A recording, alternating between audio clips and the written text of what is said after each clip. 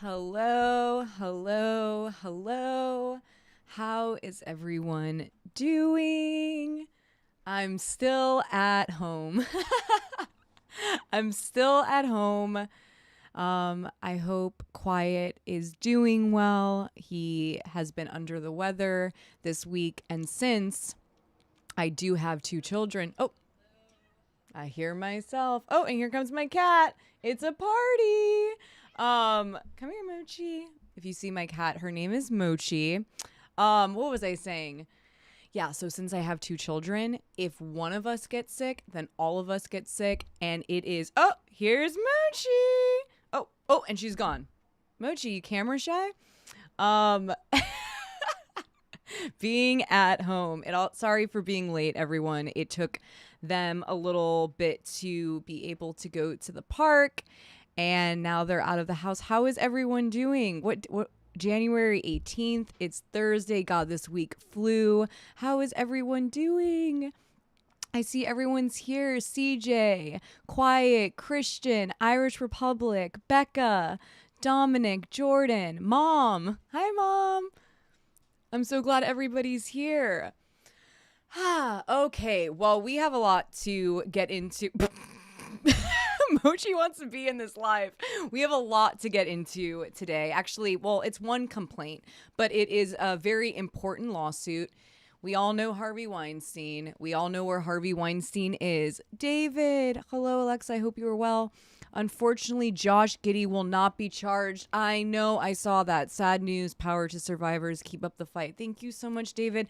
That was horrible news. I mean, honestly, when will there be justice? I feel like so often we're just seeing a lot, specifically men, getting away with everything under the sun.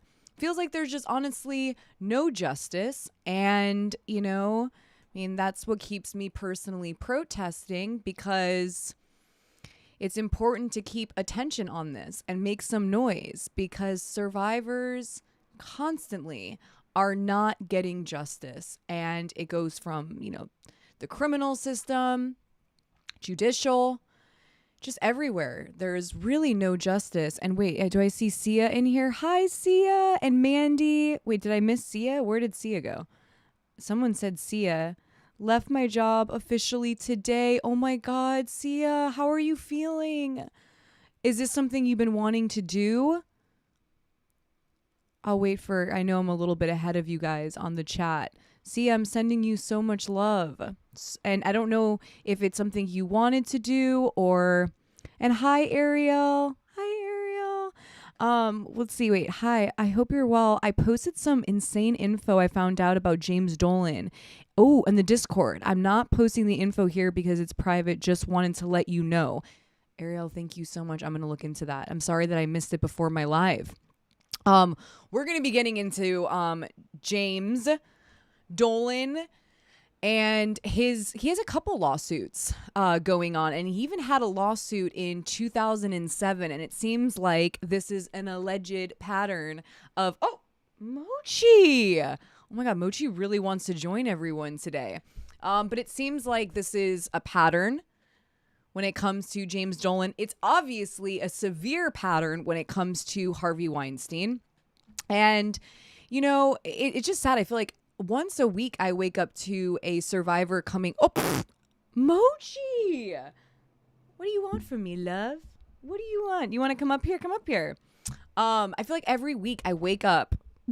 She's now on her back. Yes, Mochi's like, please give me some pets. I'm sorry, Mochi. I'm live. I can't reach down there. I just feel like once a week, I wake up to a Harvey Weinstein lawsuit, a survivor coming forward about Harvey Weinstein. And, we saw the CAA lawsuit that was filed a few months ago.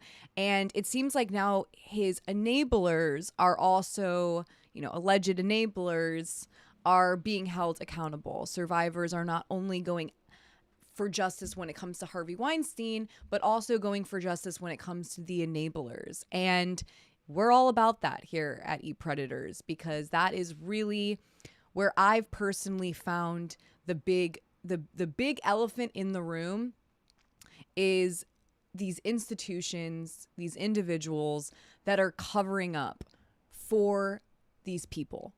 And I really do believe that if they didn't have such immense support and protection from these institutions, that it would be less likely for them to have access to victims. And of course, we can't stop, these people from getting access to victims as a whole. But I feel like if they weren't in such a insane power position, and B, didn't have these institutions covering up, protecting, supporting, we might see, hopefully, less victims.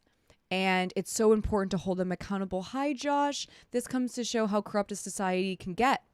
It's true. It's very true. And we need community allyship. We really do. When it comes to all types of liberation, we need community allyship. We can't do this alone. We can't. We have to do this together. And it really shows you when community is not in allyship with survivors, with, there's like a whole list. Harm happens. It does. And that's why it's really important to get community on board when it comes to protection, when it comes to reducing harm and understanding that they have an impact. Bystanders have an impact. Community has an impact. And the stronger our community allyship is, I really do believe we will see less harm. And so, again, I want to start this episode, power to this survivor who is coming forward against Harvey Weinstein. And what is his last name? I want to forget that this person honestly really truly exists. Whatever, we'll see him in a second in the complaint. But I do want to give a shout out to this survivor. And I'm really trying to now refrain from pulling up articles, because now that we have a wonderful survivor in this community, Sabine, these media little headlines, articles that are super short, they really pick and choose what we are reading. And I think it's important that, especially since this is a survivor-led platform, survivor-centric, that we try to engage, if we can, reading the entire story from the survivor's own words, where it's not trimmed, where it's not covered up in ways by crisis managers or powerful lawyers. And so we're going to get into the complaint, but I'm so happy to see everyone here. I'm going to start this episode like every episode, just letting everyone know that this is a complete grassroots DIY movement and platform. We do not have any sponsors, no corporate sponsorship for this show, and this is community built. And so I just want to say here are a few ways to support the channel, to support the movement: hitting the like button. Thank you. Hitting the like button, turning your notifications on, sharing this video around to either friends or allies or potential allies. It really, really helps, because unfortunately we are locked into tech algorithms and they don't really like this channel that much. I'm not gonna lie, they don't. They really, really bury, e-predators. And so, again, community built. If we can get into the algorithm more, it would be so wonderful, because it's, we want to boost survivor-centric media, survivor-led media. And so I appreciate all the ways in which you guys are supporting this channel and this movement. Thank you so much. Also, becoming a member is a great way to help, continue to make this sustainable. We have 3 tiers. We have the Munchies, the Dinner Party, and the Chef's Kiss. The Dinner Party and Chef's Kiss give you access to the wonderful, incredible Discord community, where we now have Wednesdays and Saturdays. Wednesdays and Saturdays, we have Survivor Listening Group, which is a place for everyone to vent, to tell their story in a safe environment. It's led by an incredible survivor, and I've only heard amazing things. I'm never able to go into them because I'm usually with the children around that time, but I've been hearing from everyone how incredible it is that now they want, first it was once a month, then everyone wanted it once a week, and now everyone wants it twice a week.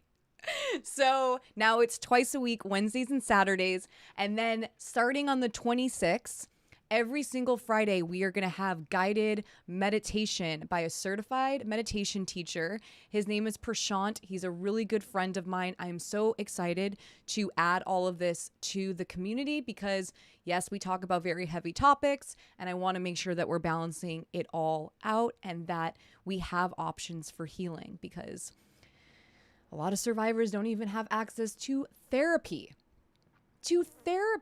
Wait, do I see Peyton? Peyton, my birthday is Saturday. Alexa, happy birthday, Peyton. Peyton, did you get your protest sign? I think Miko ended up dropping it off. Let me know if you got your protest sign. I'm so happy for you. Happy birthday. So yes, what was I going to say? Oh my God, and Quiet's birthday is Monday? Wait, I didn't even know that. January babies. I mean, Aquarius, right? Aquarius? I'm kind of bad at horoscopes, to be honest with you. Is that astrology? Is that Aquarius? Happy birthday, Peyton. Happy birthday, Quiet. What are we going to do? Hopefully you're not still sick by then. I'm hoping you're yeah. Oh, woe to the meditation. That's what's up. Yes. I'm so excited about this. Every single Friday, I'm definitely going to be tuning into that.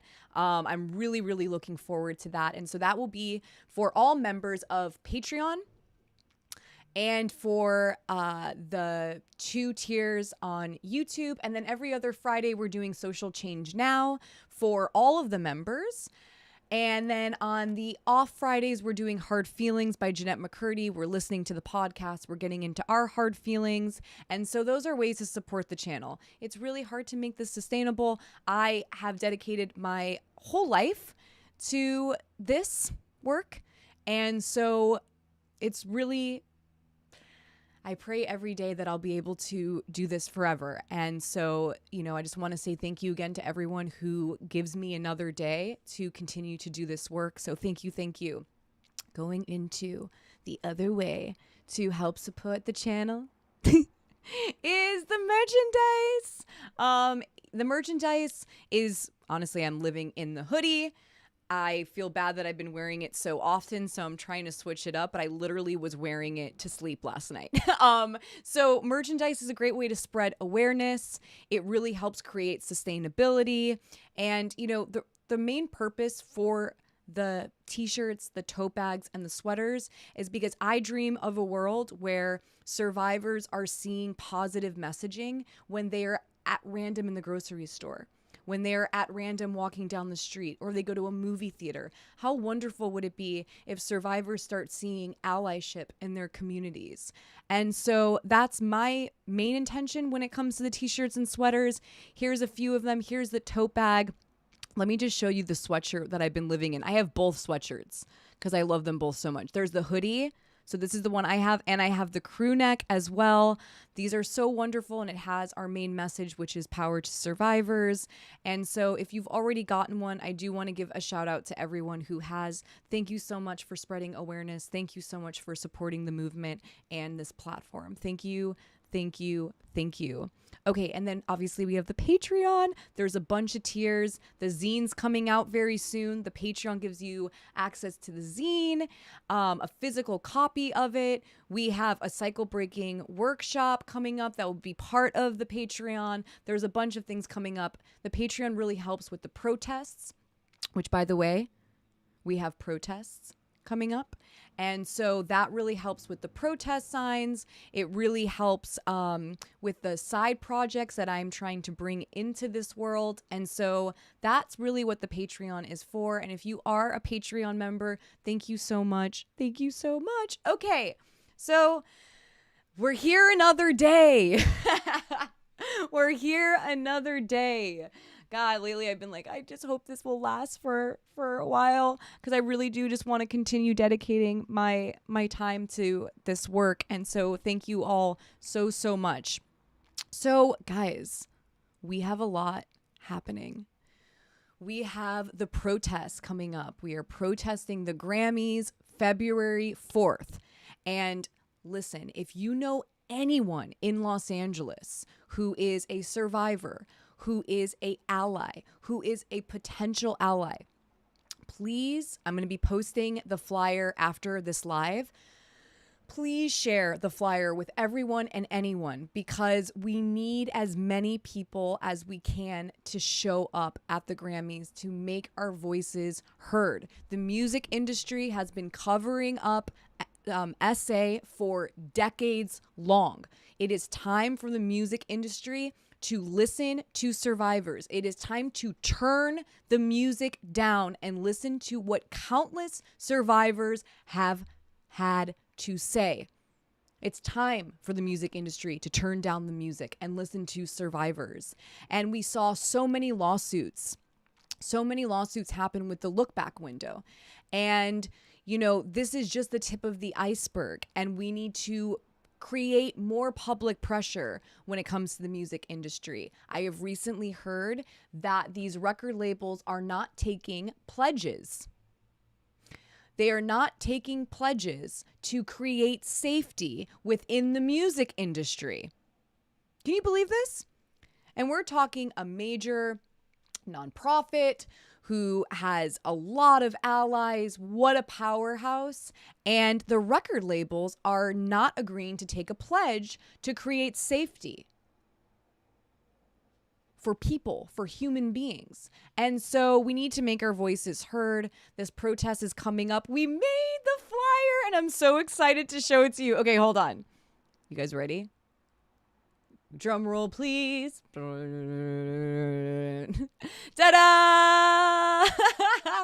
Ta-da! Okay, so this is the front side of the flyer for the protests.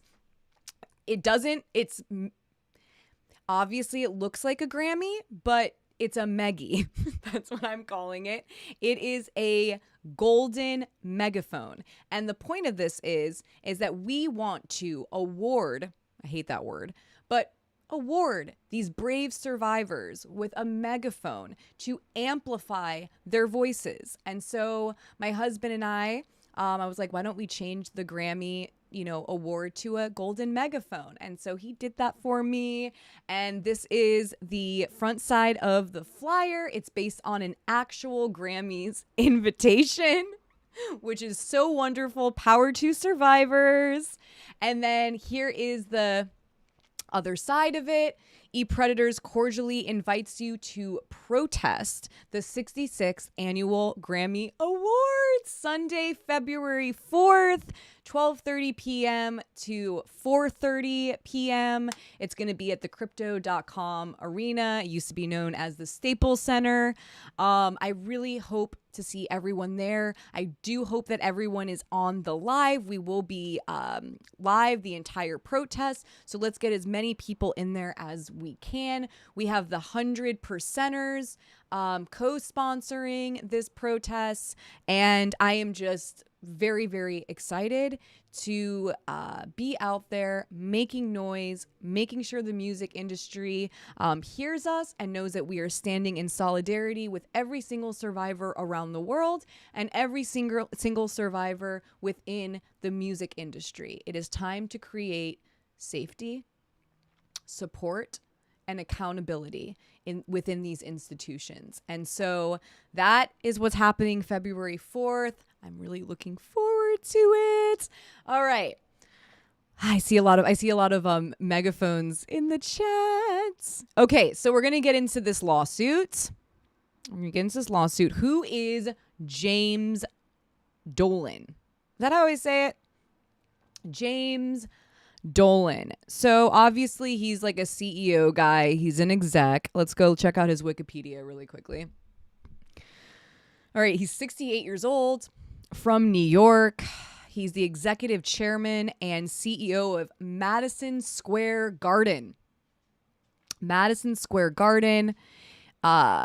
else do we have here? MSG. Okay. Madison Square Garden. Dolan opposed his father's proposed Voom satellite service, yada, yada. Okay, so he's a capitalist. He's an entrepreneur. He owns the New York Knicks. And I'm sure some people know that. I'm not really familiar when it comes to sports, so my husband had to let me know what that was about. But I guess he's the owner of the New York Knicks. And then we all know who Harvey Weinstein is. Boo. Boo. God, look at him. This is... Wow. Whoa. That's what he looks like now? The disgraced film producer was sentenced to 23 years in jail after his trial in New York. Wow. That is unbelievable. It seems like he has aged like 100 fucking years since, I don't know, what, 2017, 2016? Power to those survivors. Oh my God. Guys, so I've never said this before. I've said it to my friends. I've said it to my family, but I've never said this publicly before. So in 2015, I went on a date with an individual who was on this show, Fargo. And he asked me to go to the Golden Globes with him. And so I went. We went to the Fox after party. Then there was the Netflix after party. And if I remember correctly, I think we like legit snuck in. I don't think we were invited to the Netflix one, but they were all like lined up in this tent. And you can just people were just bouncing around basically. We go into the Netflix after party and, we're drinking. There's an open bar, talking to different people. And I started to notice that every other song was David Bowie. And that's because David Bowie passed away on that day, which, by the way, David Bowie has tons of allegations. So this is not a praise David Bowie moment. But what I'm saying is he passed away on that day. And I remember this so vividly. And I'm talking to like my friend. And this woman comes up to me. And she had blonde hair. And she goes, "Hi, excuse me. Hi, my name is so-and-so. And I am the assistant for Harvey Weinstein." And I had no idea who Harvey Weinstein was. Like, you have to remember, this is before the Me Too movement. I'm too young. I didn't even know. Maybe if she said Miramax, I would have been like, oh, Miramax, maybe. But Harvey Weinstein, I had no fucking idea. So I go, who? And she was like, oh, he's sitting over there. He wants you to come over and sit with him and meet him. And I look at my friend and I'm like, what? And then I go, who? And she points at him across the way. And I just remember like, just like, my entire body was just like, absolutely not hanging with this person. Absolutely not going up to this person. Who is this person? And I was like, who is he? And she goes, oh, well, he's a really, really well-known producer. And I recommend that you go over there and meet him. And I go, sorry, excuse me, I'm on a date. And so I'm not going to be going over there. And she gave me her business card. I wish I still had it. I bet it's in some random jacket or something somewhere. I'm sure it is. But she handed me her business card. And I was like, what the fuck? And now thinking back at it, I'm like, holy shit. He was having female assistants going up to females at industry parties, probably trying to make them feel safe because it's a female, going up to them because of misogyny. It's like, put a female there, let's hire a female, doing his biddings for him to commit SA. I could have been a victim of Harvey Weinstein. And that's why when I speak out about Hollywood as much as I do, you can't escape predators in Hollywood. You go to a party, there is a room full of them, and different types too. Different types of predators. Maybe some are not SA, but still predators nonetheless. And the SA ones are protected, they're supported, they're financed, they're rewarded. And so imagine if I don't know how to imagine it, but maybe if I wasn't on a date or something and I thought, oh, okay, this producer, is wanting to meet me. And I went over there, it's scary. It's really scary. And what's scary about it is there was so many people in that room, and it means he was like scanning. You know what I mean? Like he's looking at everybody in that room and having his assistant go around and like pick people for him. Okay. So that's my Harvey Weinstein story. I can't believe I have a Harvey Weinstein story. I was like telling my husband today when I can't believe I've never said this publicly. But it's because like obviously nothing happened, but it was wild. And I remember that when he was being called out, I went, holy shit, that's the person at that Netflix party that was trying to get me to go to his table. So, got that off my chest. It's really, really scary. So Harvey Weinstein, let's get into this current lawsuit. Let's learn what this brave survivor has to say. I did dodge. I'm glad you evaded a Me Too. Power to survivors. Too close for comfort. Yeah, bun. It was way too close for comfort. Thank God that I did not go over there. Just terrifying. So terrifying. And look at the power he had, like an assistant to go around and, get people to, it's just so scary. All right. Oh my God. I thought I switched out of him. Okay, go away, please. All right. No, not you. There we go. All right. We're there. Let's get into this lawsuit. It seems like this survivor is not a Jane Doe. Her name is... I feel like I get names and I'm like, wait, how do I pronounce... It's like, it could just be Kelly, but it's Kalai? Am I saying that? Kalai Croft. Kalai Croft versus James Dolan, Harvey Weinstein, the Straight Shot LLC, the Asoff Company LLC, Asoff Music Management. So, there are obvious institutions that are also defendants in this case. This lawsuit, just like Cassie's, starts with a trigger warning. So let's just say right here and now, trigger warning, this document contains highly graphic information of S nature, including SA.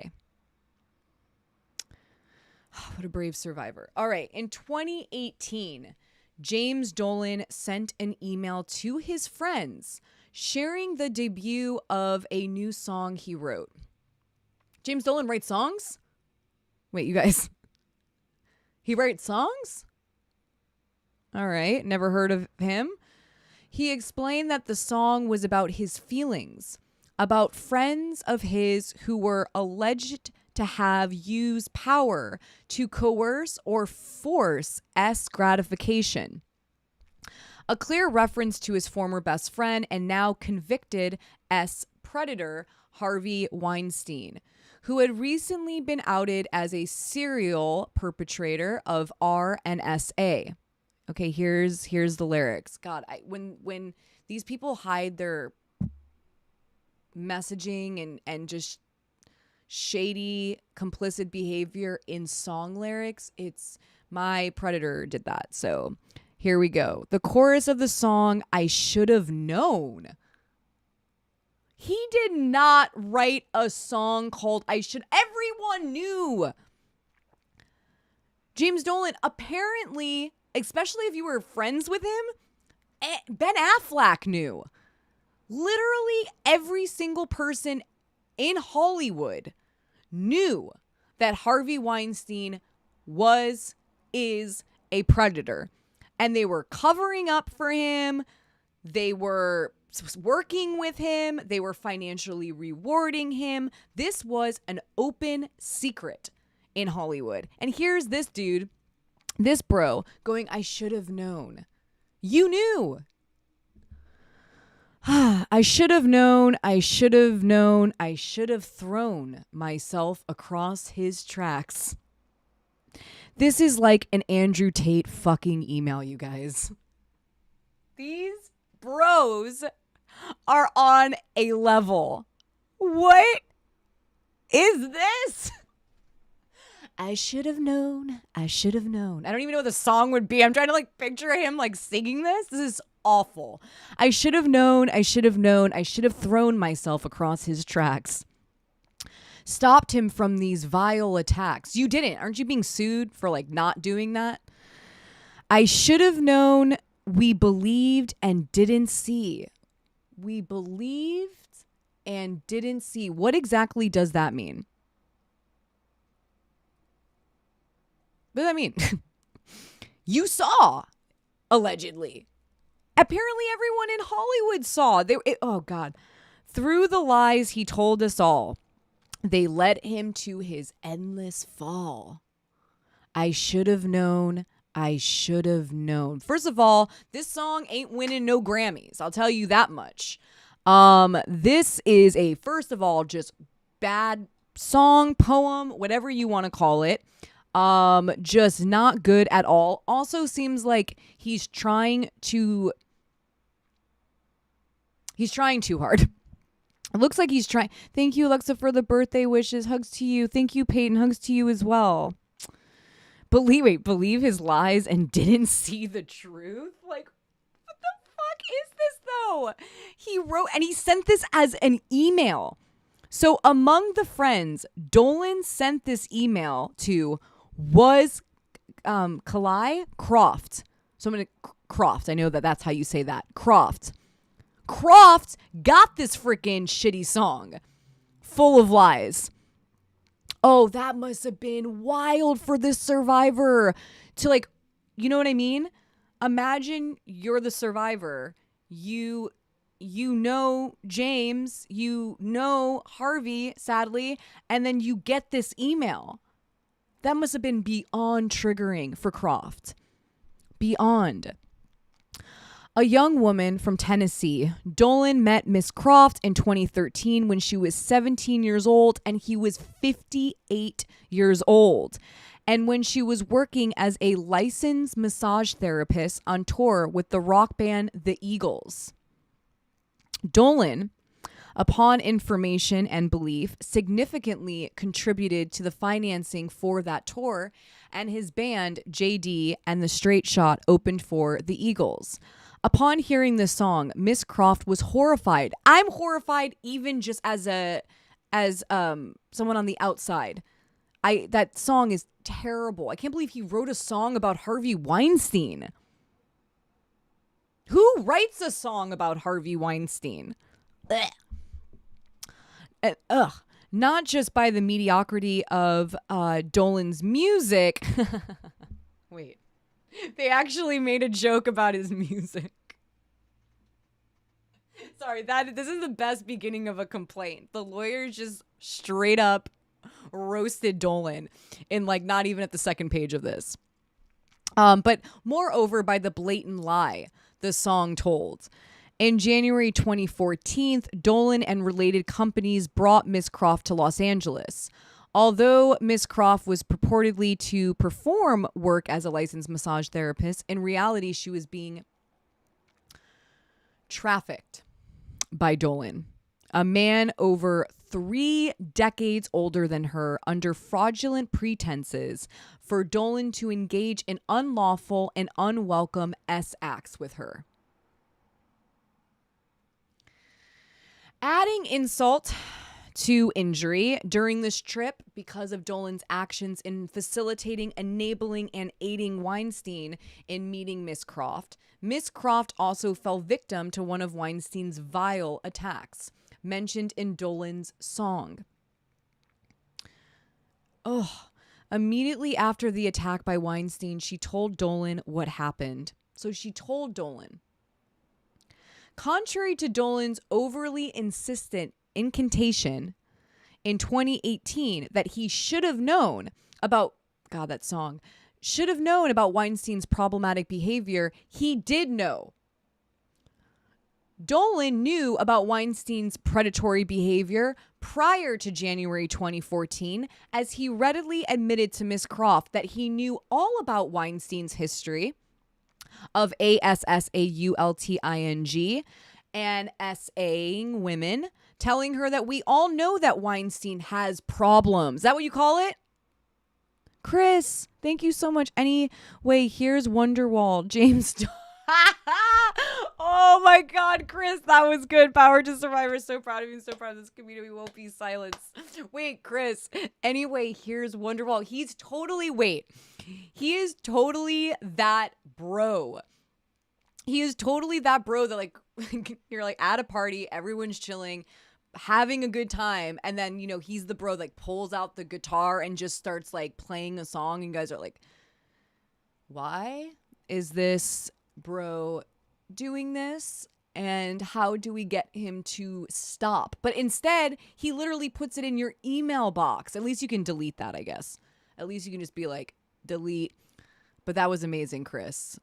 That was... Wonderwall is 20 billion times better than should have known. Okay, let's continue. Telling her that we all know that Weinstein has problems. See, that's what the industry used to call it. That's what the industry used to call predatory behavior, and honestly still does sometimes, is problems or, douche, an asshole, whatever. Like, those are the words that got thrown around. And then imagine when you're a survivor, that's very guilt trippy and gaslighty, because then the survivor's like, oh, he has problems, and then you're like, okay, he has problems. But that doesn't excuse someone's behavior.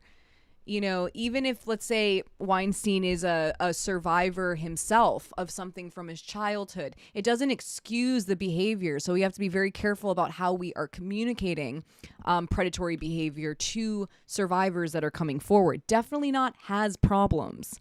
And insisting that his friends were trying to get him help. Well, what would be great help is holding him accountable, not being complicit when it comes to crimes, not obstructing justice. These are just ways to like get him help. Miss Croft was upset by Dolan's response, but at the time she was completely unaware of the extent to which Dolan, Weinstein, and Irving Azoff, manager of the Eagles, were all close friends and business partners. They're all friends. They're all buddies. As evidenced by the pictures below, these men were close to one another and thus almost certainly knew details about each other's personal lives. All right, so here's James Dolan and Harvey Weinstein. Now I can't help it, like picturing James Dolan singing Wonderwall is just, oh my God. James Dolan, Irving Azoff, and Harvey Weinstein in 2015. What a crew. I would not want any picture with Harvey Weinstein. Nor did Miss Croft know that Dolan had a reputation for being brutish and difficult to work with. Dolan's unlawful acts and misogynist views are now widely known, with Dolan having been found liable, which, by the way, he was in another lawsuit and was found liable for attempting to silence Anusha Brown by terminating her employment after she complained about being SH'd by Isaiah Thomas. So this is a pattern, and he was actually held liable for this. This guy, in my opinion, seems like somebody who holds the secrets for predators and might possibly even be complicit when it comes to knowing when he is sending females towards someone like Harvey Weinstein, what could potentially happen to that person. Horrible. Even years after $11.6 million jury verdict. Wow. So Anusha Brown, $11.6 million jury verdict. Dolan refused to accept responsibility for his actions. So he's an unaccountable guy, claiming that Miss Brown made up many of her allegations. That's not what the jury seemed to think. That's not, you see, even when the jury steps in, even when there is $11.6 million verdict, you still see these unaccountable, privileged bros being like, being stubborn and going, no, this person's still a liar. I did nothing wrong. And that's that. Horrible. Just horrible. Too many broisms. Way too many broisms. Like too many cooks in the kitchen or whatever. Too many bros. Too many bros. All right. In short, by complaining that he should have known, James Dolan doth. Is that how you say it? Doth? Wait, is this like Shakespeare? In short, by claiming that he should have known, James Dolan doth protest too much. Personally, I don't think you can protest enough, but this is the wrong type of protesting. The wrong type of protesting.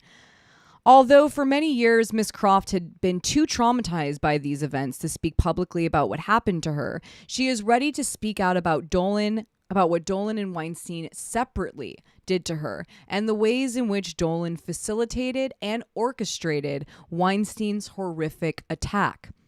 She needs the world to know James Dolan unlawfully trafficked her for his own gratification and knew about Weinstein's predatory behavior well before he published his musical mistruths.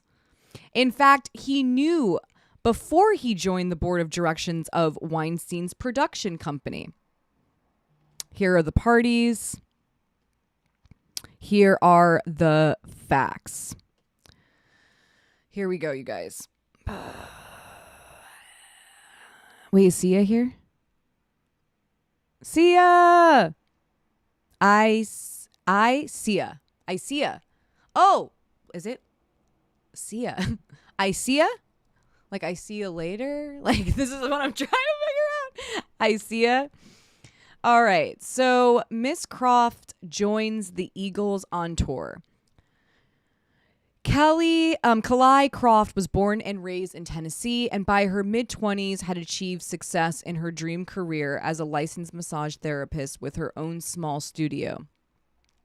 In fall of 2013, she was presented with what she believed was her big break and the opportunity of a lifetime to serve as the massage therapist for Glenn Frey of the legendary rock band The Eagles on their tour History of the Eagles Live in Concert.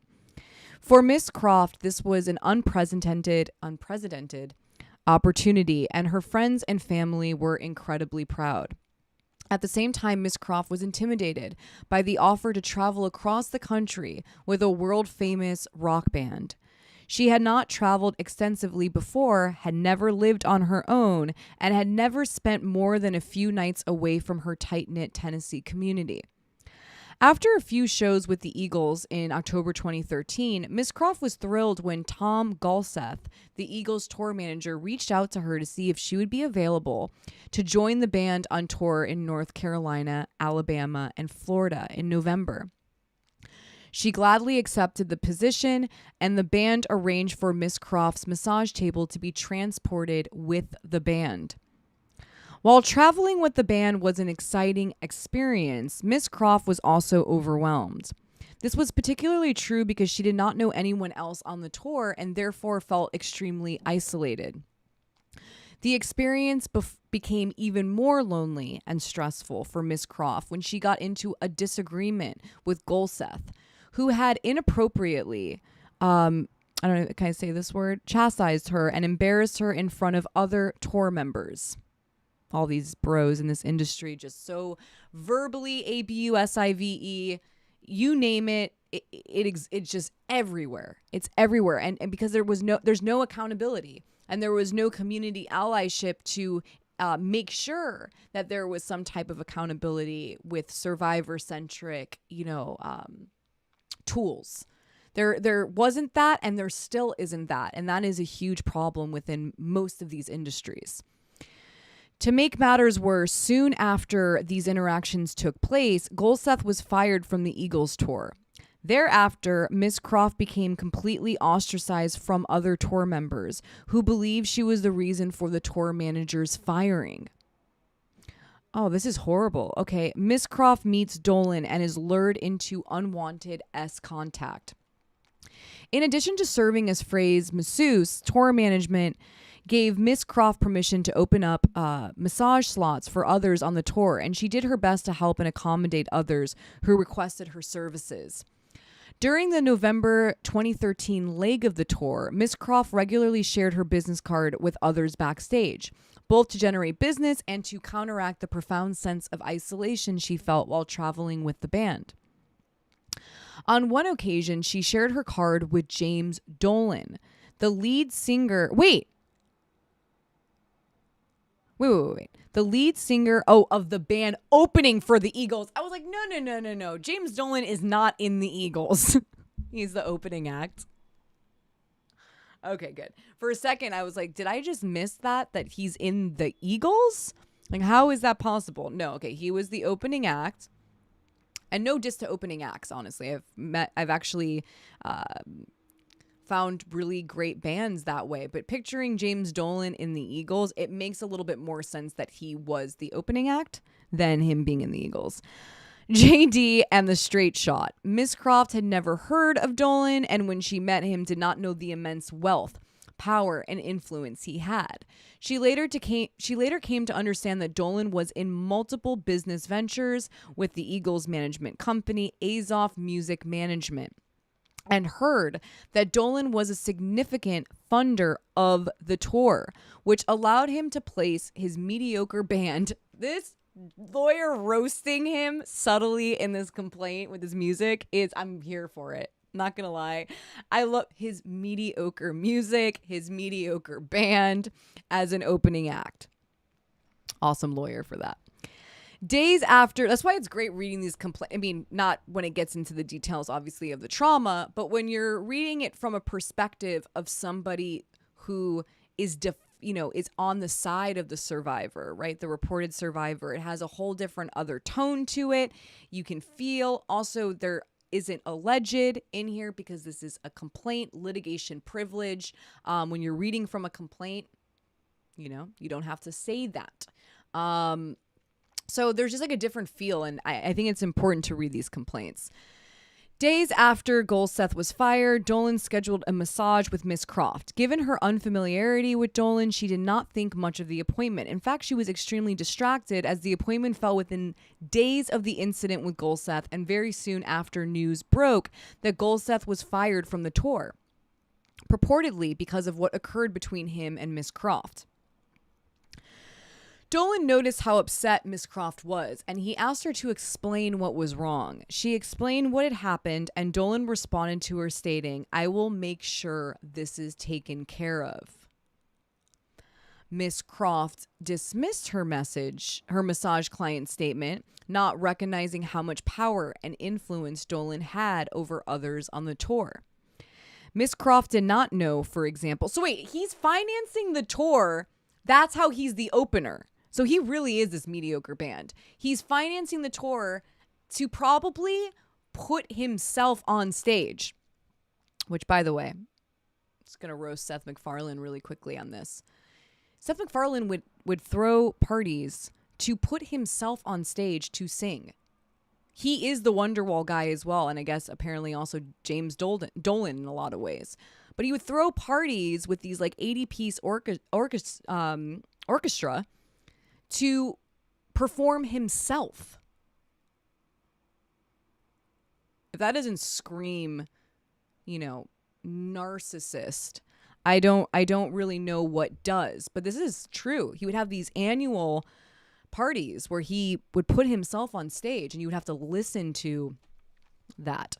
So anyways, that reminded me of that. And since Dolan seems to be one of those, so lame, quiet, so fucking lame, and worse than lame. Okay, so Miss Croft did not know, for example, that Dolan was extremely close friends with Irving Azoff, who through his company was the music manager for both the Eagles and JD. And the Straight Shot. I don't even know what the Straight Shot is. Does anyone know what the fuck is the Straight Shot?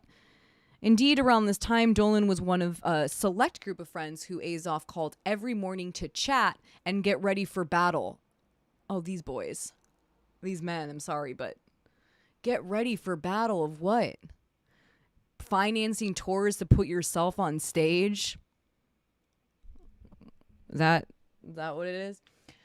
When Dolan and Irving Azoff started Azoff MSG Entertainment, LLC, in or about September 2013, Dolan publicly stated that Irving Azoff was going to run everything. Dolan also stated, "We're going to be a good partner, but Irving Azoff is not subject to a board of directors. He just has me." At some point after Dolan's statement to Miss Croft that he would take care of her predicament, Frey called Miss Croft and apologized repeatedly and profusely to her for the situation with Golseth. Oh, so this is something that alleged predators do, from my own experience. They'll do this whole like damsel in distress thing where it's like, oh, I can see that this, person is sad. And if they have power to flex or to change the situation in some way, they will do that to gain the victim's trust. And it's also a way to get into their lives because now and it's also a way for the victim now to feel like maybe they owe something back. When someone does something for you or goes out of their way, and especially if they're a very powerful and wealthy individual, they're like, wow, old archaic thinking. You're like, wow, thank you. Can I have some more? Like, whatever. You know what I mean? Like, you're just like, thank you for taking the time. And you want to be obviously kind back to that person. But it's all strategic, as we learn when it comes to alleged predators or predatory behavior in general. It's very strategic. It's to gain access to the person's life, the person's mind, and the person's feelings. And so for me, just a little red flag, seeing how he's setting this whole thing up here is giving me a lot of red flags. Miss Croft found his behavior extremely out of character for Frey. In mid-November 2013, Miss Croft joined the band in Miami for another part of the Eagles tour. Unfortunately, Miss Croft continued to feel ostracized by others because of Golseth's firing and was even more isolated than before. So they're picking on this young girl. During this trip, Dolan scheduled his second massage with Miss Croft. Dolan asked Miss Croft how the situation concerning Golseth had evolved, and Miss Croft noted that Frey had apologized to her and that she hoped things would get better, although noted that she still felt isolated. Dolan responded, "I told you it would be taken care of," thereby insinuating that he was the one who caused Frey to apologize to her. At that moment, Miss Croft began to understand the power Dolan had on the tour. He was even able to get Frey to apologize to her. At that same time, in the context of Miss Croft's professional massage of Dolan, he felt emboldened to further flex his power and influences over Miss Croft. Towards the end of the massage, Dolan pulled Miss Croft towards him. She tried to push away, saying that she was very uncomfortable and that she took her job as a masseuse very seriously and that she wanted to remain professional. Miss Croft tried to bring the massage to an end, but Dolan proceeded to come on even stronger, treating Miss Croft's resistance as part of a challenge or a game. Red flag. Dolan then grabbed Miss Croft's hand, dragging her to a couch in the same room, and blank her hands between blank as he sat down. Miss Croft was adamant that she did not want to have any interactions with Dolan, who was married at the time and over 30 years older than Miss Croft. 30 years older than Miss Croft. And married. Dolan was extremely assertive and pressured Miss Croft into unwanted Intercourse with him.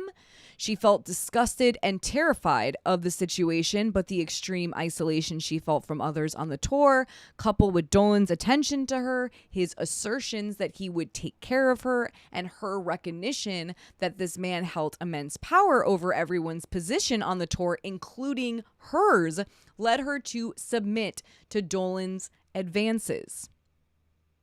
I don't even know if submit's the right word. I would probably note that to the lawyer. I don't know if it's submit. It's more this is coercion. This isn't submit. Submit is like the wrong. I don't really necessarily like that language in the complaint. Like if I'm not a lawyer, but and I never will be. But that language I don't really like it. I also don't like this one up here. And what is this? Attention to her. Coupled with Dolan's attention to her, I just feel like a judge can manipulate those words. And I don't know. I don't like the link. That section right there could have been redone a little bit. And that's just my only little critique there. Following this unwanted contact, Miss Croft was summoned to Dolan's room multiple times during the remainder of that part of the tour. On each of these occasions, Dole made unwelcome advances towards Miss Croft, and she felt obligated to submit to S with him. This is awful. This is awful. Wait, oh wow, Dolan's wife, Katie, is the CEO of AMC. Yes, and AMC is currently mentioned in that other lawsuit that Brian Freeman is representing the alleged predator. And AMC apparently, allegedly, was covering up as well. So I didn't know that. Dolan's wife, Katie, is the CEO of AMC. Good lookout, JC. Really good lookout. Somehow he's a worse musician than he is an owner. Oh my God. Is that the link to him? I want to save that. Wait. Let me see if I can. Wait. Okay, we'll play this later. I definitely want to, I don't want to hear it, but I also am very curious to hear it. Thanks, Miko, for finding that. Alleged dad alert. All right. Dolan was extremely manipulative, constantly reminding Miss Croft of the way he fixed the situation with Golseth for her. See, that's what I'm saying. I knew he was going to use that as like golden handcuffs. You know what I mean? Like I think that's a term. It's like golden handcuffs when someone does something for you, wanting, something in return. Okay, he would also regularly name drop famous celebrities and sports stars he said were his friends. Ugh, this guy just sounds gross. Although we all know guys like this, or hopefully we don't, but I know of guys and know guys, well, in the past, like this. Although Dolan claimed to be sober, Miss Croft saw multiple bottles of can I say Valium? Yeah, an Ambien in Dolan's possession. Miss Croft was disgusted by Dolan, but her youth and extreme Miss Croft, this lawyer, that's a good one, was just roasted him again. I was disgusted when I looked over at Harvey Weinstein at the Netflix party. Miss Croft was disgusted by Dolan, but her youth and extreme loneliness while on the road with strangers, as well as Dolan's immense power, made it possible for Dolan to manipulate Miss Croft and lure her under his control. Dolan and other entities, Traffic Miss Croft to California. Around the end of 2013, Miss Croft received a request from the Azov entities to join the tour in Los Angeles, California. Although Miss Croft understood that she was being flown to California by the Azov entities to work for the Eagles and Frey, she later learned that she was working for both the Eagles and Dolan. Mark Robbins, an executive with the Azov entities, forwarded Miss Croft an email that suggested her flight to California would be expensed on the JD credit card. On information and belief, JD referred to James Dolan and or JD and the Straight Shot. Oh, that name is just, I hate it. JD and the Straight Shot, bro. I have no comment to that. That just might be the worst band name I've fucking ever heard. JD and the straight shots. Am I the only one? Like, okay. Anyways, Miss Croft thought it was strange that she was invited to Los Angeles, as normally when the Eagles were in a major city, the band members were too busy to schedule massages with her. Frey also lived in California and had another masseuse on call in Los Angeles, so Miss Croft was not needed. Nevertheless, Miss Croft was grateful for the work and accepted the invitation. When she did so, Miss Croft did not know that JD and the Straight Shots and Dolan would be opening for the Eagles on this part of the tour. This is the worst name. What was Weinstein's connection to AMC? I remember reading something that there was a connection maybe someone can look it up. I could have sworn I saw someone mentioned either in the New York Times article that there's some connection with Weinstein and AMC. I have to look it up. Such a bro band name. Yeah, JD and the Straight Shot. In Los Angeles, the Azoff entities, including Robbins, arranged for Miss Croft to be picked up at the airport by an employee of the Azoff entities and to stay at the Peninsula Hotel in Beverly Hills. Unlike the other tour stints that he joined with the Eagles, Miss Croft was not housed at the same hotel as the band and the other tour support staff. Instead, she was at the same hotel as Dolan and JD and the Straight Shot. Now, he really wants to keep putting that name in there. Miss Croft was given a room to perform massages at the Forum, the newly reopened venue funded by Irving Azoff. That's that name. Irving Azoff and James Dolan. Miss Croft spent the majority of the time in Los Angeles by herself in the room at the Forum. Almost no tour member signed up for massage appointments. Although the Azoff entities purported to fly Miss Croft from Tennessee to California to perform legal massage services for the Eagles and other tour members, Travis, hi Travis, eat predators, for breakfast, lunch, and dinner. Still hungry. Thanks, Travis. I'm feeling that when I'm reading this complaint. I'm like, oh God, I don't want to know where this is going. Thank you so much, Travis, for the support. Okay, on information and belief, the Azoff entities arranged for Miss Croft to be brought to California at Dolan's request. In doing so, the Azoff entities knew or acted in reckless disregard to the fact that Dolan sought Miss Croft's presence not for legitimate business purposes, but because he wished to exploit Miss Croft. Indeed, Dolan expected Miss Croft to have interactions with him during the tour, and she spent her time either isolated by herself or waiting for instructions from Dolan. This is horrible.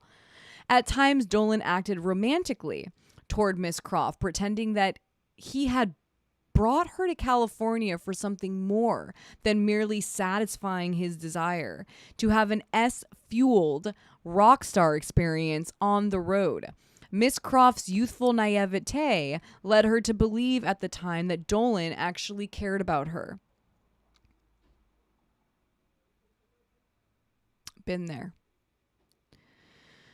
Dolan even suggested that he would rent a car and drive with Miss Croft down the Pacific Coast Highway. Here we are back to the Pacific Coast Highway. Remember yesterday we were not yesterday. The day before yesterday we were reading that horrific complaint of what's his name? Is it Mike Green and McIntyre and Mike Green?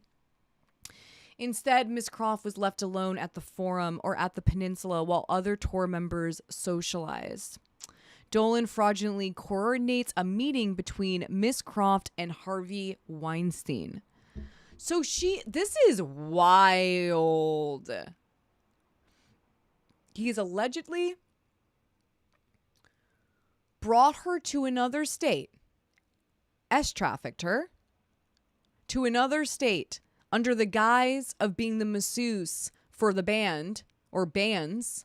And really, this is what and he's a married man.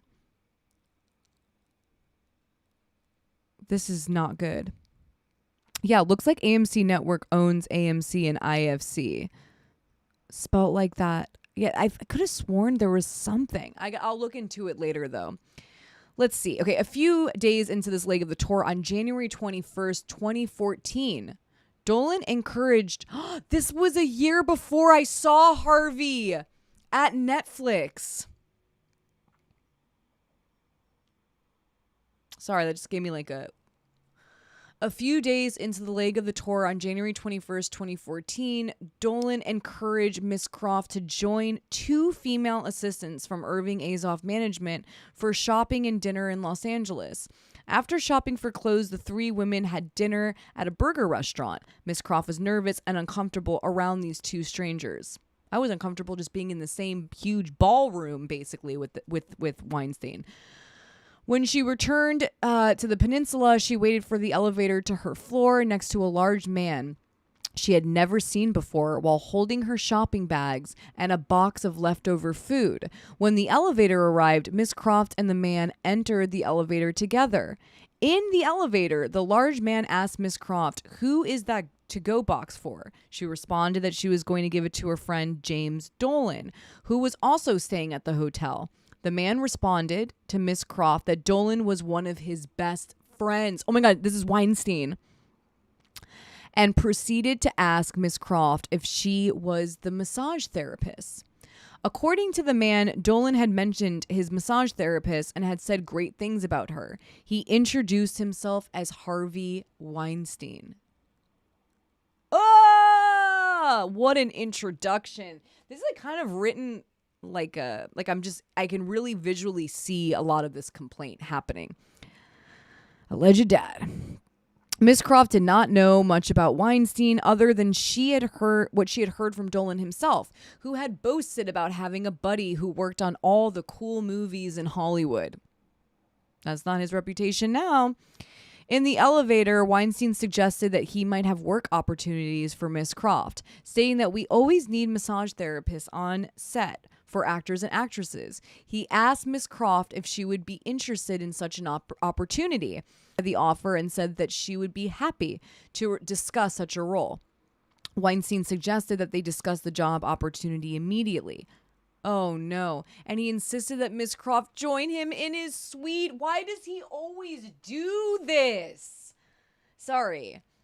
Why does he always, it's always his suite and like, oh, it's the same almost story every single time. And you just know what's about to happen.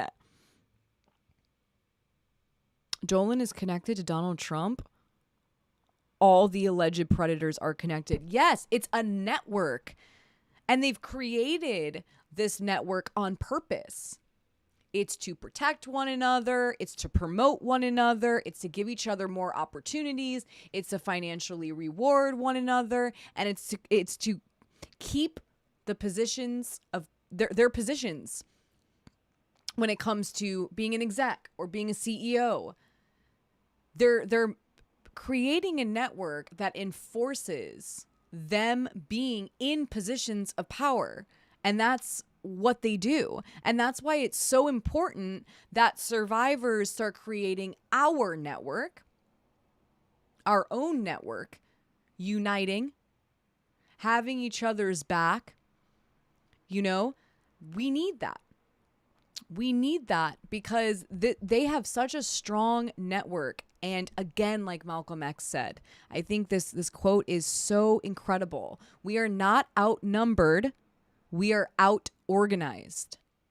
And that goes to every single liberation movement, honestly, is these powers that be, these, in my opinion, like predators, they are organized.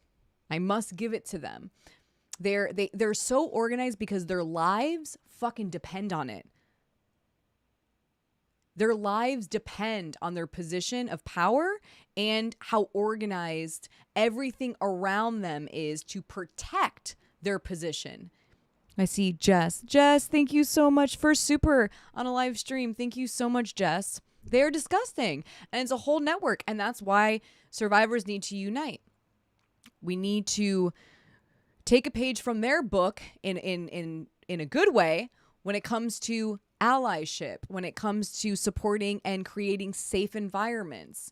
Because they've been doing this forever.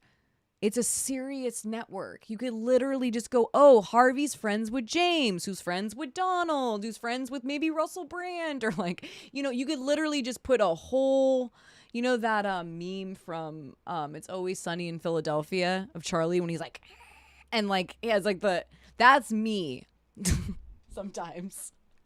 Because it's so true. You see, oh, this company, then who works there, and oh, who works under them, and then oh, who's been donating to them, and then oh, you look at it, and it's just one big connect the dots. It's adult connect the dots, really. And you're like, oh, okay, got it. Okay, so Miss Croft's hotel room was near Weinstein's because she had no other obligations that evening. She agreed to join Weinstein to discuss what sounded like a dream job opportunity. After entering Weinstein's suite, Miss Croft sat down on the couch in the living room area and set down her to-go box and shopping bags near her. Weinstein nodded towards Miss Croft's shopping bags and told her that she should try on the clothes she purchased for him. Weinstein told Miss Croft that as a producer for the show, Project Runway, he really knew clothes and could tell when things fit properly. He is so lame. Harvey Weinstein is not only like a predator, also so lame. He really knew clothes and could tell when things fit properly. Wow. And then what, he's going to start singing Should Have Known soon? Pull out his guitar. Although confused by the request, Miss Croft was extremely intimidated by Weinstein as Miss Croft began to take her shopping bags to the bathroom in the living room area of the suite. Weinstein stopped her, telling her to try on the clothes out here, insisting that that's how we do it here. Oh my God. Miss Croft explained that she was not comfortable changing in front of him and proceeded to the bathroom. Weinstein appeared amused at Miss Croft's protestations. After trying on some clothes, Miss Croft returned to the couch to discuss the work opportunity Weinstein had mentioned. Weinstein handed Miss Croft a drink, but she only took a sip or two, wanting to focus instead of the potential business opportunity. Weinstein was extremely complimentary towards Miss Croft, noting that she reminded him of actress Reese Witherspoon. Oh God, if Reese Witherspoon reads this, just like, oh my God. He's using Reese Witherspoon to like make this young girl feel oh, this is so gross. Weinstein essayed Miss Croft, and Miss Croft immediately reports the ASSAULT to DOLAN. As the conversation turned to massage therapy, Weinstein asked Miss Croft if she could show him what she could do and requested that she give him a massage. Miss Croft immediately dismissed the request, noting that she was a very particular about only performing massages properly using her massage table. Around this time, Weinstein came behind Miss Croft on the couch and began rubbing her shoulders again, requesting that she massaged him. Uncomfortable, Miss Croft again stated she would not perform any massage without the proper setup. Weinstein then excused himself to go to the bathroom. When he returned to the living room area of the suite, he was wearing a loosely tied bathrobe. What is with him in this fucking bathrobe? And appeared to be NAKED underneath the bathrobe. Yeah, they talk to you like they own you. 100%, Mom. Do this, do that. You have to do this. Totally. It's so true, Mom. While standing mostly CLOTHED in front of Miss Croft, he asked her, so when are you going to give me a massage? How about you chill the fuck out, Harvey Weinstein, and back off, by the way. Sorry, like, knock it off. Like, how many times are you going to ask, you know? So when are you going to stop asking me about the massage? Miss Croft was terrified and panicked. She immediately tried to figure out a way to avoid the escalating situation. She reiterated that it was very important to have her massage table, especially for someone with a greater stature. Like Weinstein, frantic to avoid what Weinstein was requesting, she also suggested that she would need permission.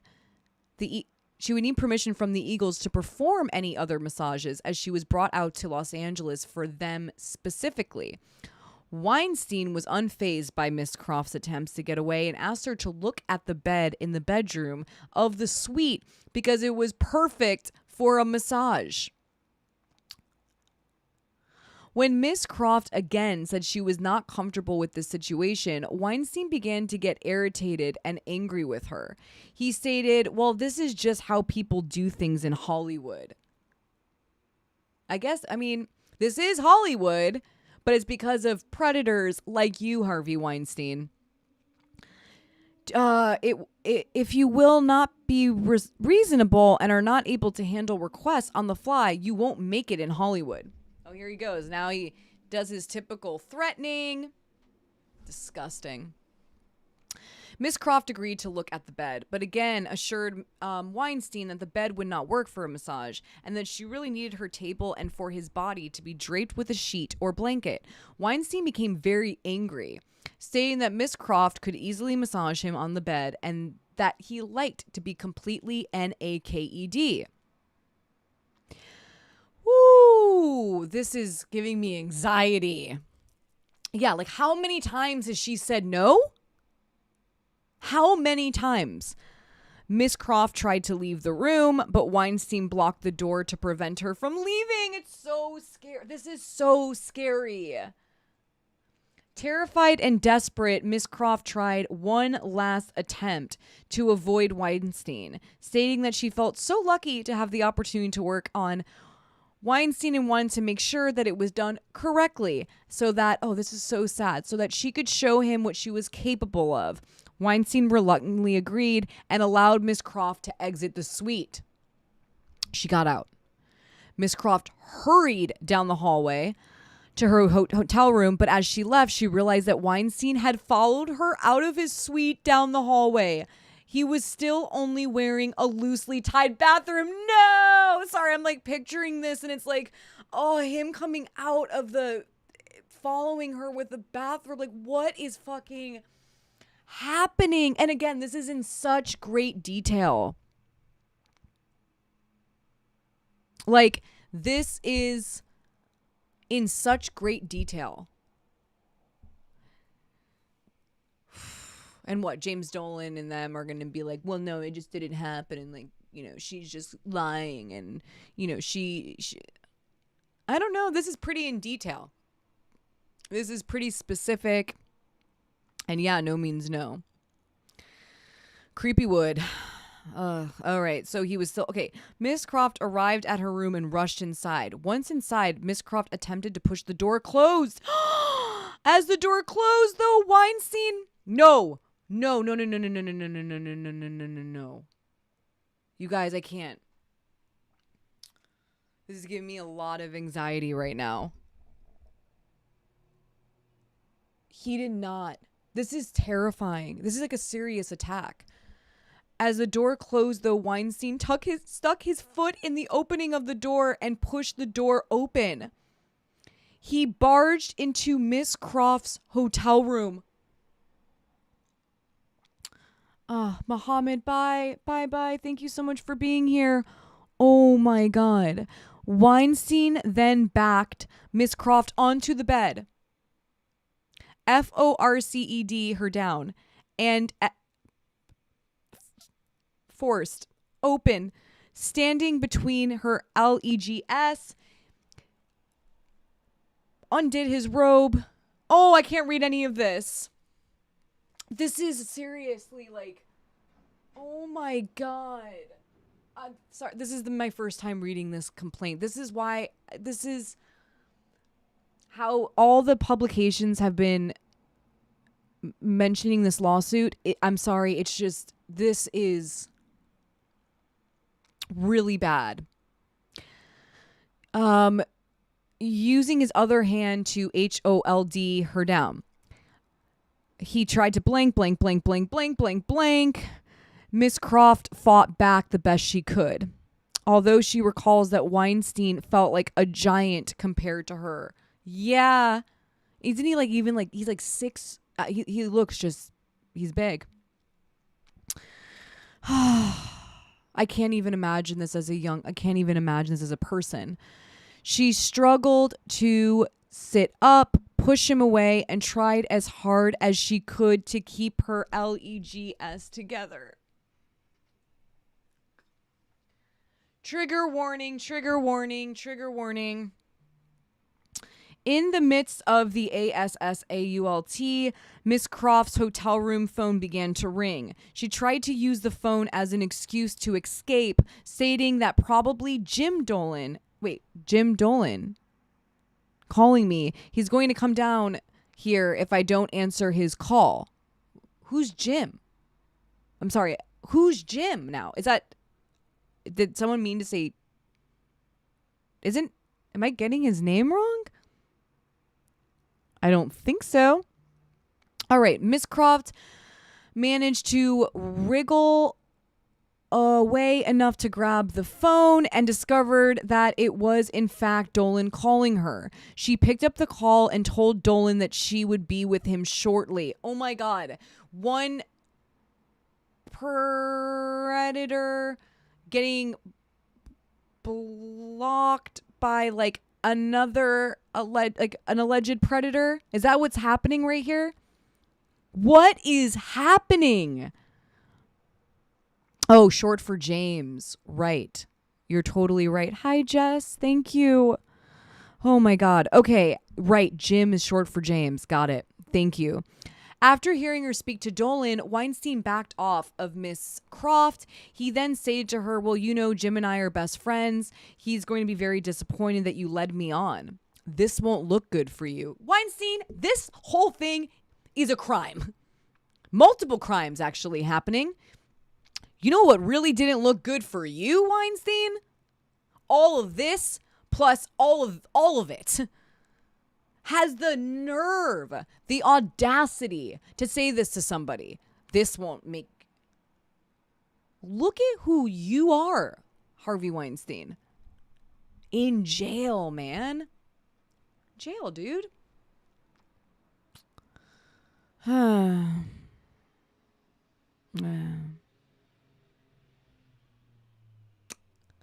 Where was I? Weinstein then left Miss Croft's hotel room. Rattled and shaken, Miss Croft went to Dolan's hotel room. She was visibly upset, and Dolan inquired what was wrong. In response, Miss Croft told Dolan that she had met Weinstein in the elevator lobby, had joined him for a discussion, and that Weinstein was aggressive with her. Dolan was not at all surprised by the fact that Miss Croft had randomly happened to meet one of his best friends at the hotel, nor, incredibly, did Dolan expressed any surprise at the news that Weinstein was blank aggressive with Miss Croft.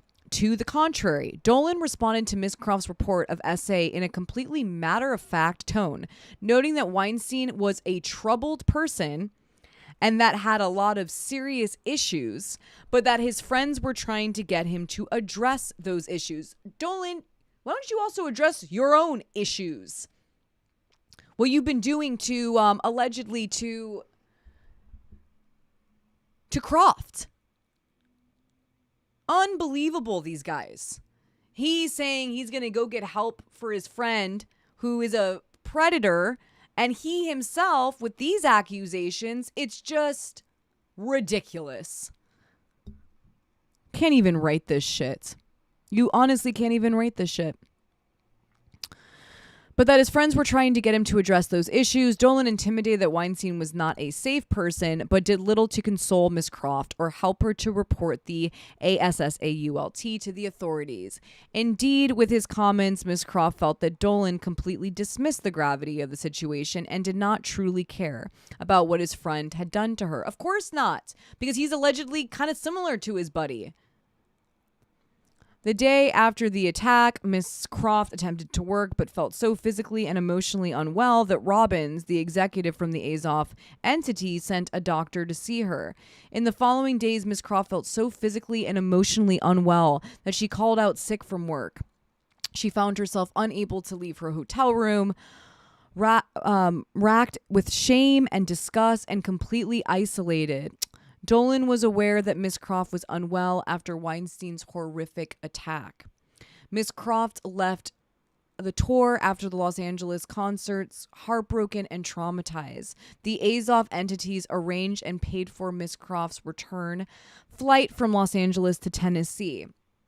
So Miss Croft suffers following Dolan's exploitation and manipulation and Weinstein's horrific S attack. Miss Croft was never the same after her experience on tour with the Eagles. When she returned home to Tennessee, her friends and family noticed that she was no longer as happy. Listen up, world. That she was no longer as happy and energetic as she used to be. Moreover, she lost her passion and love for massage therapy, a practice she had previously devoted her life to. When she had scheduled massage appointments with clients following the tour, she would often have panic attacks leading up to the appointment. On multiple occasions just before starting a massage, Miss Croft's muscles would tense so extremely that she could not move her hands or perform a massage. On these occasions, she would retreat to an empty room where she would cry and shake until she could call her parents to pick her up. To cope with the incessant stress and horrific memories of the tour, Miss Croft turned to drugs and alcohol to forget about the ASSAULT.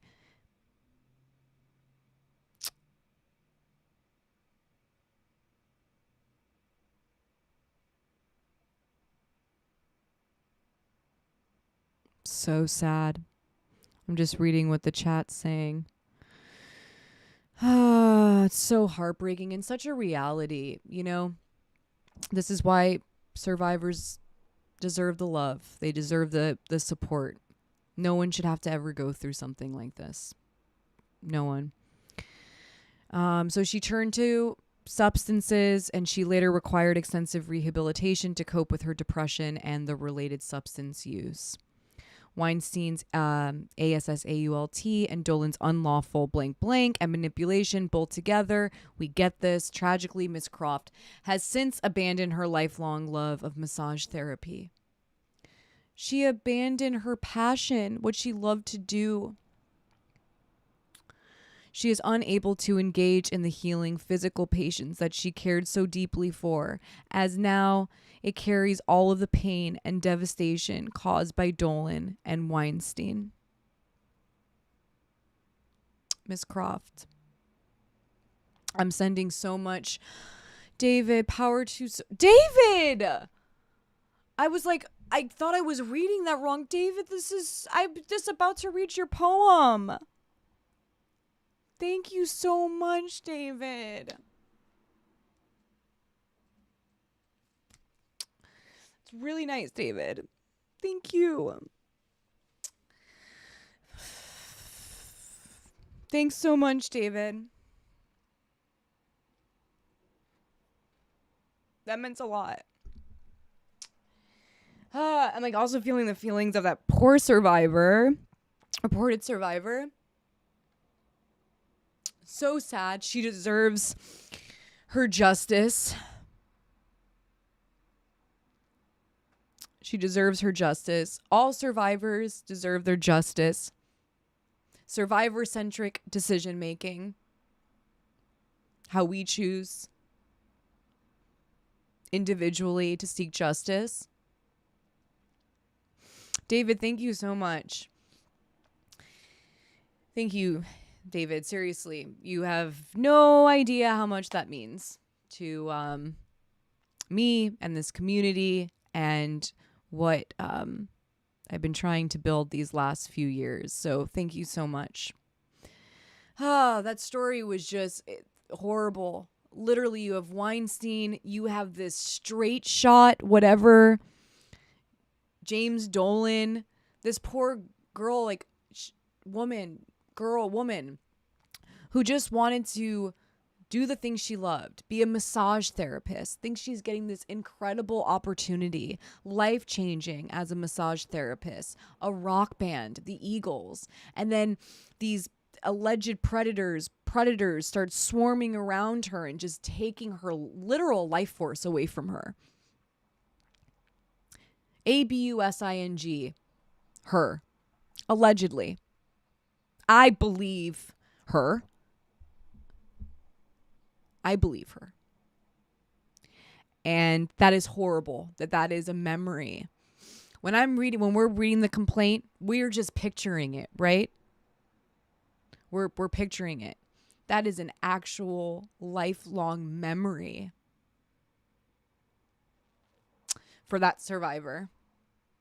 And so, power to survivors, power to this specific survivor. And I really hope that she gets the justice that she deserves.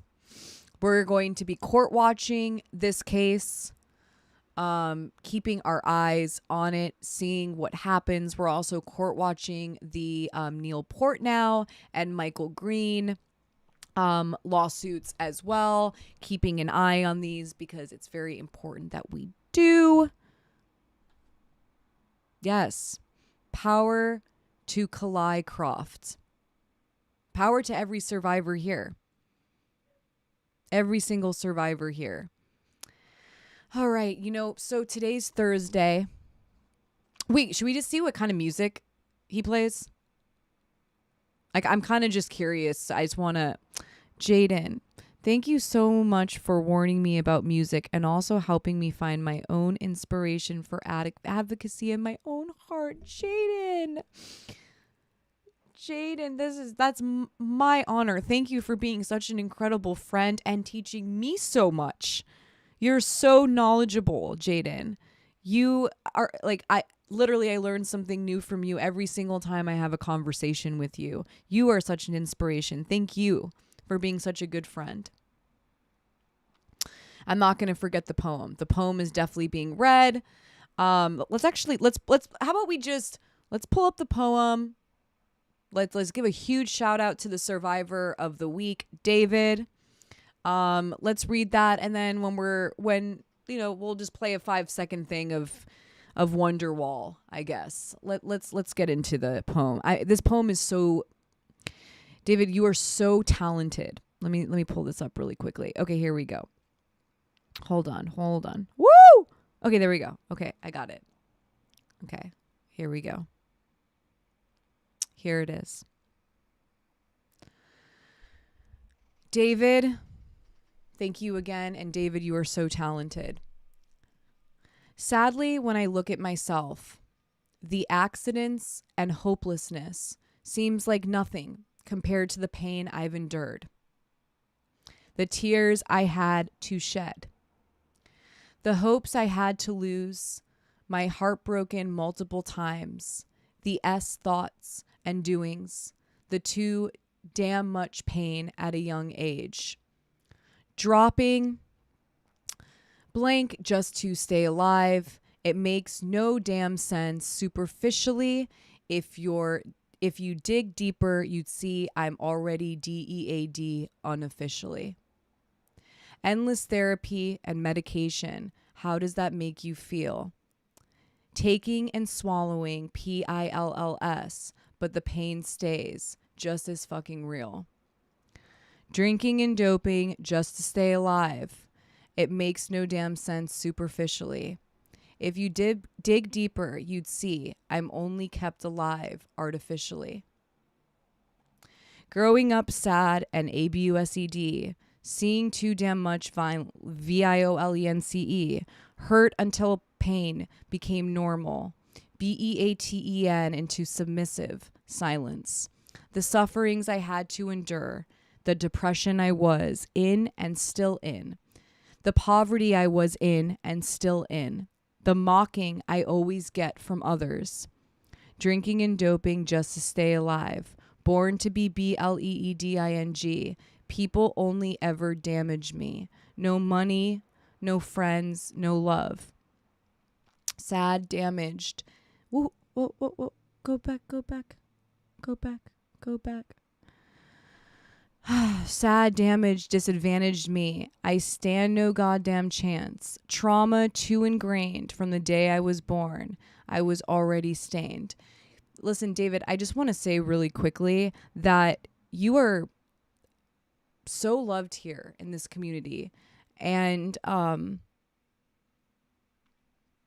So this breaks my heart. And you do have friends. I consider myself a friend, and I'm sure so many people here in the chat really consider themselves friends of yours, and we're always here for you. And I want to also pull this up. Hold on. David, we're always here. I want to bring was this it? Oh, this is it. Wait, this is okay. Wait, we're gonna listen to one more poem of David's. Hold on. This was dedicated to predators. DEATH followed him like an unwelcomed guide. His ABUSER stalking forced his shadow to hide. ABUSC took his soul, yet let him survive.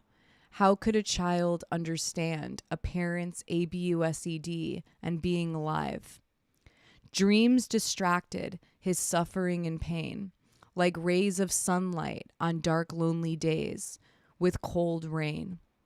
A caterpillar seeking a cocoon to shelter from the brushing, for the wounds he had suffered were not from his choosing. Tormented emotions meant each day was full of heartache and anguish, terrorized by dark demons who continue to languish.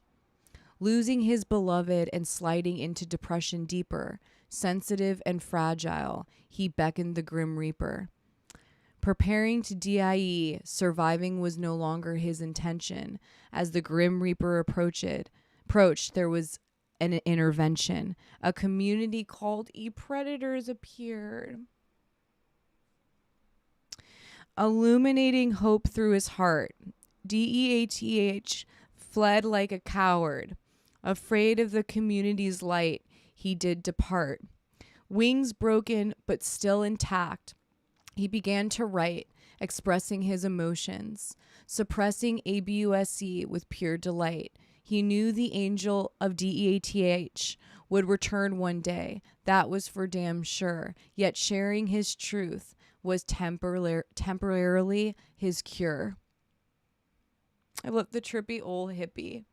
David. David. Wait, let me go full screen. I don't even know if is David still here? But he is. David, you're still here. Thank you so much for being here, David. We love you and we support you and we're here for you. And we are so grateful and lucky to have you here. Thank you so much, David. And you're such a talented poet. You're such a talented poet. Unbelievable. Thank you. David is the survivor of the week. Power to David. Thank you so much for being here. Thank you so much for sending that. Seriously. Some days I feel like, okay, wait, David Kaplan, I hope you have a wonderful weekend. Thank you so much. Your guest whose series was thought-provoking. Things are bad when you had to defend your predator from Autumn. Yes. Had to defend. Correct. I hope it was cathartic for you. It was, David. Thank you so, so much for listening. That was, oh my God, those couple weeks were so intense. I'm like still coming out of it. But, on some days I'm like, oh, I feel like YouTube totally suppresses, and I really want these survivor stories to get out there. And also I really want this community to grow.